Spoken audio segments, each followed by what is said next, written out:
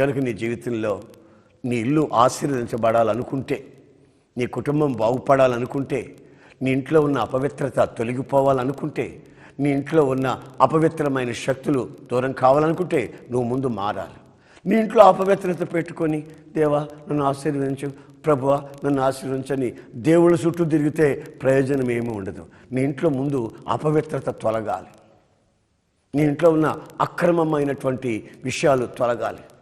అక్రమ సంబంధాలు తొలగాలి. పరవస్తు ఉండకూడదు.